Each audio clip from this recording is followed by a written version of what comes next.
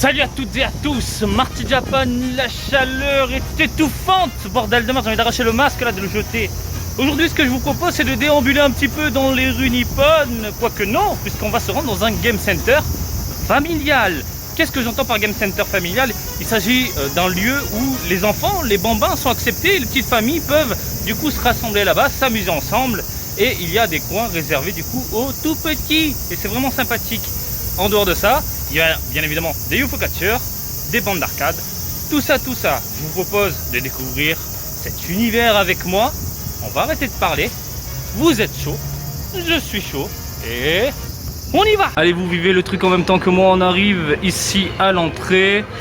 Crise sanitaire oblige, on doit se laver les mains avec de l'alcool. Regardez, des petites figurines exhibées pour chauffer un petit peu les gens. Hein, mais bon, c'est des vieux joujoux.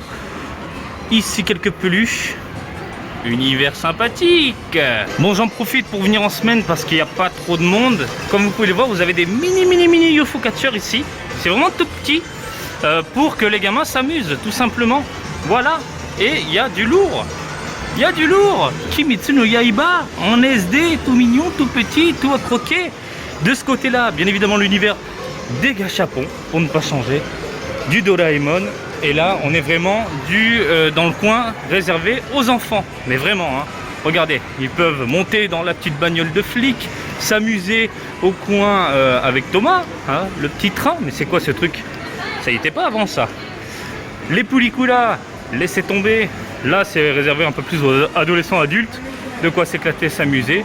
C'est de la bombe. Voilà, regardez, vous pouvez venir avec vos potes et vous amuser au basketball, tout simplement. Celui qui marque le plus de points a gagné. Ce qui est plutôt sympathique avec cette borne-là, c'est que y a des stages. C'est-à-dire que selon le nombre de points que vous marquez, vous passez au niveau 2 et après niveau 3, et c'est de plus en plus compliqué. Après, le panier bouge, etc., etc. Un petit jeu de shoot de pirate, vraiment excellent. Hein, bonne simulation des vibrations de folie. C'est plutôt pas mal. Il y a bien évidemment la version horreur, la version qui fait flipper, qui fait peur, Dark Escape 3D. Vous avez un Space Invader géant, mais énorme, voilà. Et puis là, vous avez la fameuse simulation de train, hein, limite, vous contrôlez la Yamanote Line.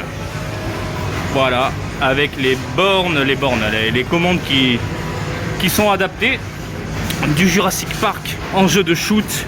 Et Luigi Mansion également en jeu de shoot, comme vous pouvez le voir là.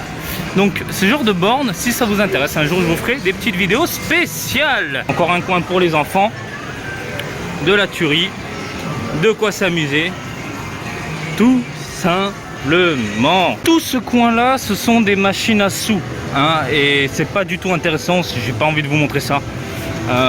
Au pire, si ça vous intéresse, je vous ferai une vidéo à part. Oh, le garrot, il est magnifique, garrot. Voilà. Mais tout ce qui est machine à sous, on balance des pièces, on fait des trucs de jackpot. C'est énorme, ça attire. Quoique, je vous montre vite fait le Rao. Le Rao est quand même monumental de Kenshiro. Juste la taille du truc. Voilà. C'est ça qui est plus ou moins intéressant, c'est que c'est avec des licences connues. Voilà, mais c'est dommage, on voit pas. La tête normalement bouge avec un rétroprojecteur. Et puis c'est tout. Un de ces quatre, je vous ferai une vidéo sur le sujet. Là, je suis au coin peluche et c'est hyper facile à choper. C'est 500 yens la partie, mais là, la Pokéball, elle tombe direct. Donc il y a des bornes comme ça de temps en temps où quand ils veulent liquider des stocks, ils cassent les prix. Les pinces sont hyper fortes et puis vous faites plaisir, tout simplement. Voilà. Hein, comme c'est écrit, 500 yens la partie. Et la puissance de la pince est costaud, en mode mammouth. Vous avez des petits requins mignons, sympathiques, on a envie de faire des câlins. On est vraiment dans l'univers des petites peluches, du Dragon Quest, du Pokémon. Pokémon, ça cartonnera toujours, les amis. Doraemon et Pokémon. Des petites peluches à gogo. Des petits dinosaures. Il y a vraiment, putain, ce bruit à l'ancienne. Des fêtes foraines, excellentes. Bref, du nounours. Oh, le Dragon Quest. Le slime est pas mal. Ah ouais, il est même excellent, quoi. Forcément, la licence du moment est mise en avant, hein, Kimetsu no Yaiba. Par contre, c'est plus compliqué à choper de ce côté-là. Là, c'est du bon, par contre, c'est du lourd, c'est du Mario Kart en arcade, de la bombe atomique, du Sonic et Mario aux Jeux Olympiques, de la bombe atomique, des jeux de caisse à gogo, Sega, Initial D et compagnie, du Gundam à tout va, de la simulation de mecha, du fighting, voilà, du versus fighting, de la bombe atomique également, voilà, Tekken 7, il y a du Street, vous avez le fameux Dissidia Final Fantasy qui, je le rappelle à la base, chez vous c'est NT sur PS4, est un jeu d'arcade, c'est pour ça qu'il est un peu spécial, un peu particulier, et il faut le comprendre ce jeu, il est vraiment très très bon. Simulation de foot, ça se joue avec des cartes, franchement si vous aimez le foot, la collection de cartes et tout, c'est de la bombe atomique. Encore du versus fighting, de ce côté là également, alors ce côté là c'est plutôt sympathique, on peut choisir le jeu qu'on veut, tout simplement. Une vieille borne de Winning Eleven, normalement on peut jouer en ligne, on peut jouer, par contre l'IA c'est en mode mammouth, hein. J'ai jamais vu un truc comme ça, c'est super costaud. Une vieille borne d'arcade toute vieille, toute rétro, Astro City. Et puis là vous avez des capsules géantes de Gundam, de robots, c'est de la bombe atomique avec un rétroprojecteur à l'intérieur qui, hop là, regardez, avec les commandes qui vont bien, pour vous immerger comme il se doit. Personnellement je préfère la VR. L'une de mes bandes préférées, Dragon Ball Z Zenkai Battle, c'est de la bombe atomique. Dommage que ça ne sorte pas sur une console actuelle, voire PS5, mais c'est juste monstrueux quoi. Ce jeu il est monstrueux, ça fait 1000 ans que j'ai pas joué, ça me manque. Franchement le Zenkai Battle, incroyable, avec des bonnes musiques. Les graphismes ont un peu vieilli, mais le gameplay il est quand même violent et très dynamique. C'est le genre de vidéo que j'aimerais bien vous proposer, franchement c'est de la tuerie. Et là il n'y a pas de, hop là, il n'y a pas de petite machine, de petite boîte d'acquisition où on peut enregistrer sa partie, mais à certains endroits c'est possible. Du coup ce que je ferai, c'est que je ferai une partie, je l'enregistrerai et je vous commenterai un petit peu ce jeu là, tout simplement. Encore une fois, de la bombe. Jeu de rythme, limite, simulation de guitare, hein. Guitar Hero à côté c'est de la piste. Là c'est du fou furieux, mode énervé. Hein, pareil là, la batterie c'est de la simulation. Pour moi quand je vois les mecs jouer, ils jouent vraiment de la batterie. Dance Revolution, un grand classique. Là c'est la version moderne Konami qui déchire tout. Version DJ mix remix, vas-y avec les platines. C'est parti, faites monter la sauce, mesdames, messieurs et mesdames, messieurs. 5 francs la partie. Et puis encore des jeux de rythme complètement tarés qui se jouent avec des sortes de sticks énormes, un peu space. Jamais essayé et ça me tente pas vraiment. Taiko no Tatsujin, vous l'avez chez vous maintenant sur Nintendo Switch et PS4. Un jeu de tambour à la nippone, de rythme qui déchire avec différents thèmes, Mario, etc. Il y a même du Dragon Ball, de la bombe atomique. Et puis là on est vraiment au coin, encore une fois, des enfants. Ça c'est de la bombe atomique. Mais en gros pour vous expliquer le concept, le gamin qui se met donc sur la cible ici, il y a une petite caméra qui le détecte et va tout simplement le transformer en Kamen Rider. Mais c'est complètement taré. Et oui, la caméra au passage, c'est Xbox, c'est Microsoft, c'est Kinect qui est utilisé partout dans différentes bornes, tout ce qui est simulation en AR. Voilà. Rentrons dans le vif du sujet, à savoir l'univers des figurines UFO Catcher. Voilà les grosses pincettes géantes Kimetsu no Yaiba. Tout simplement Kimetsu no Yaiba qui est la star du moment. Hein, les Cute Pocket, c'est mignon, c'est petit, c'est à croquer. L'univers de Dragon Ball, il y a du vieux joujou. Hein. Bon, faut combler un peu les trous. Kimetsu no Yaiba encore une fois.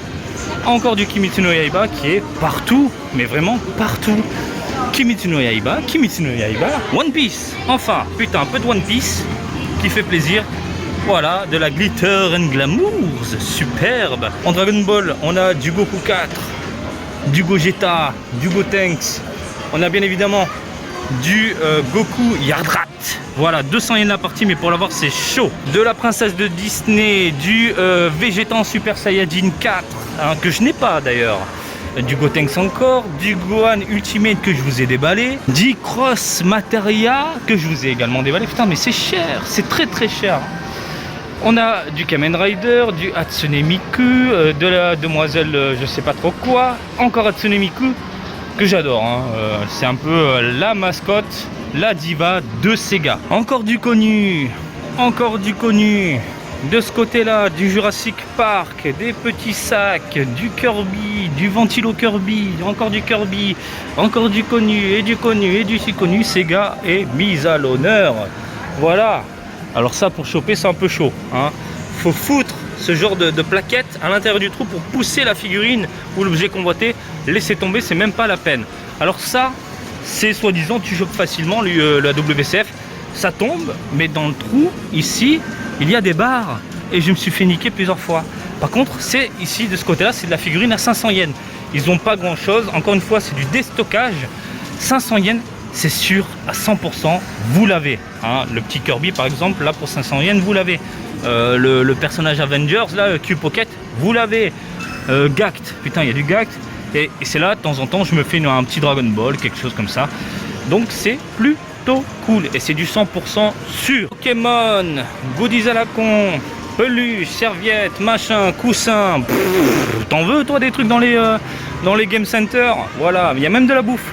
Des chips, des Kit Kat, des chocolats, des gâteaux, c'est de la pure dinguerie pour ne pas changer. Voilà, tu veux des chips? Tu vas dans un game center, te fais pas chier à acheter ton paquet à 80 centimes tout simplement. C'est de la bombe quand même, hein. C'est vraiment de la bombe. Hein, des grosses boîtes comme ça, c'est quand même de la bombe. Est-ce que tu veux des chips géantes? Mais regarde la taille de la boîte. Ma main à côté elle est toute petite. Hein, c'est un truc de ouf. Bon, à l'intérieur par contre c'est plusieurs paquets, c'est pas des chips géantes. La boîte qui est juste monumentale. Du Evangelion, la petite Lei, elle est mignonne, hein. Franchement elle est sympathique. Terrible.